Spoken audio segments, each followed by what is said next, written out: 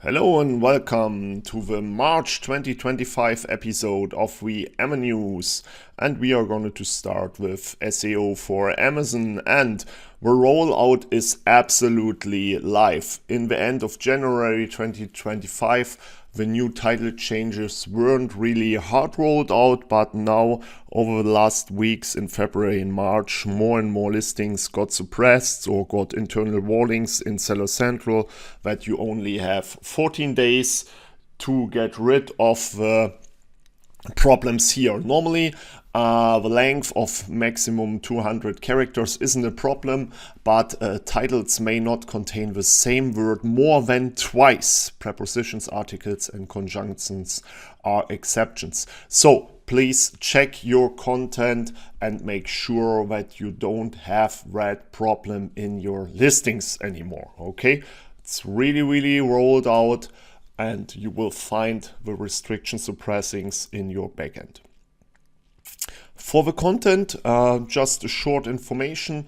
Amazon has tested that badge over, I think, 2 years now, the track and prevent product return badges, and you will find the informations directly on the PDP as a customer. So Amazon has also rolled out the features in your Voice of Customer dashboard.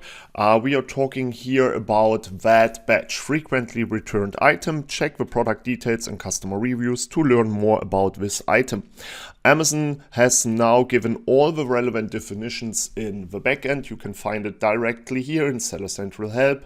You can search for frequently returned item badge. Your ASIN is determined to be a frequently returned ASIN by comparing your ASIN's return rate with the return rates of similar ASINs.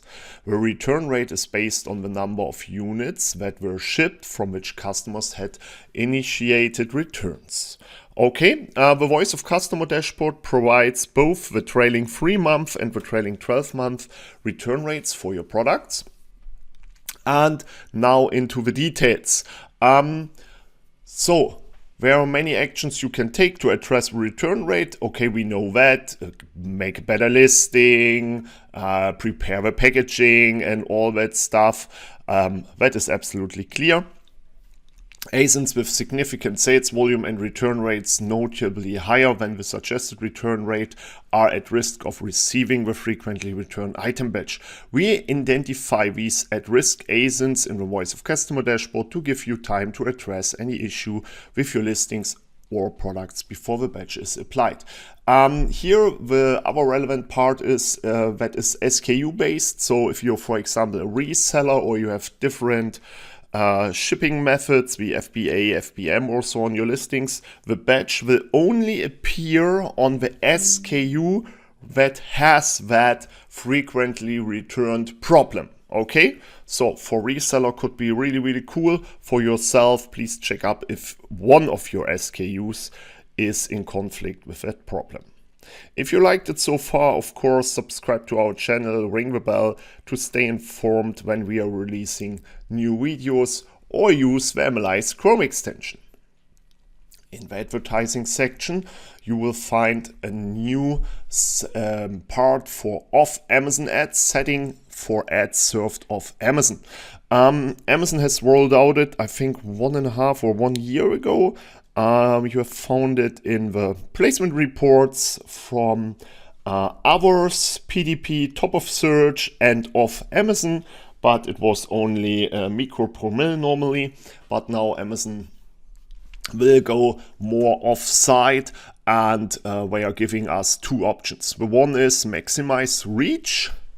Prioritize more reach using your targeting settings. These settings may result in more impression and opportunities for sales of Amazon. Or you can use minimize spend, optimize ad delivery to minimize spending. This getting may result in fewer impressions of Amazon, but it can help control spend. You cannot set them off. Secondly, in this year, Amazon has rolled out the B2B bid adjustments, and now you can set a bid across placement on Amazon Business, and you see it directly here. What you see here is that it is working for itself. But if you're using the other modifiers, top of search, rest of search, product pages, it will add up, and it is also stackable with the dynamic bids up and down, for example. So your 5% Amazon business placement is combined with a maximum of 100 and combined with one of them. Okay, so keep that in mind. These modifiers are stackable with B2Bs also. Amazon has then also rolled out a new view, the single country view, multi-country view. You see it right here, but they also rolled out new metrics for sponsored TV, sponsored display, and sponsored brand campaigns. You can now find the cumulative reach and the household reach. Cumulative reach, the number of unique users exposed to the ads during the last 6 months or the lifetime of the campaign, whichever is shorter. And household reach, the number of unique households exposed to the ads during the last 6 months or lifetime of the campaign, whichever is shorter. Could be really, really nice to see how deep you're into the different households with your ads. Could be a benefit when it is about budgets and not performance. When we are going to talk about marketing, there's a new study, and it is for the typical situation of percentage of shoppers worldwide. Last year, November 2024, price is still the biggest consideration when making a purchase online, although brand trust is also influential. Trusted brand is second place, and in China, India, South Korea, and United Arab Emirates, it's much higher. On the third place, shipping costs, shipping speed on fourth, promotion coupons on fifth, selection and assortment on sixth. What you will not find is, for example, videos. What you will not find is, for example, reviews or anything like that. So it's a bit surprising from my point of view, but absolutely number one still is price, followed by, okay, brand, but shipping cost and shipping speed. So the Amazon game at its best. Then you have until March the 17th to submit your deals and Prime exclusive discounts for the big spring deal. Big spring deal will begin in March 25 this year and runs through March 31st. So 1 week of big spring sales. Make sure to get your deals running until 7th of March. And last but not least, as usually, marketplace news. Amazon has changed the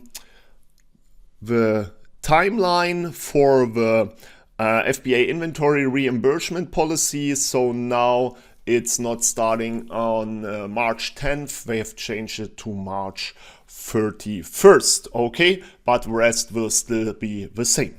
Then Amazon has released a really, really cool customer search trends and insights report for the year 2024. Nearly all of us can build nearly the same, of course we all have access to the Product Opportunity Explorer, and absolutely underrated feature on Amazon. Over 3 years old from my point of view, and you can really look deep into categories, into niches, keywords, products, and all that stuff. And Amazon has just combined it under a PDF. You can download it by yourself, or you find it in the marketplace news section directly on Amazon. And for example, a really cool customer search trends report, trend volume over time, aggregated search volume in 2025 by month. What I find the funniest thing here is that there is no Prime deal peak. When you look at the month by itself, you will find a peak in that month, but especially after the Prime Day event, you will see an absolutely downer. And that is really, really funny to see here in Q4 and February. January and February are absolutely the biggest months of the year. You will also find search traffic hotspots. That's really cool when it comes to the categories with the highest total searches. For example, home and kitchen, clothing, health and household, beauty and personal care, and toys and games. Really interesting. You will also find the growth leaders. So make sure you're using the Product Opportunity Explorer. It's absolutely full of insights, and so you can start to analyze your category, your niche, your products in detail. This was the AMAnews episode March 2025.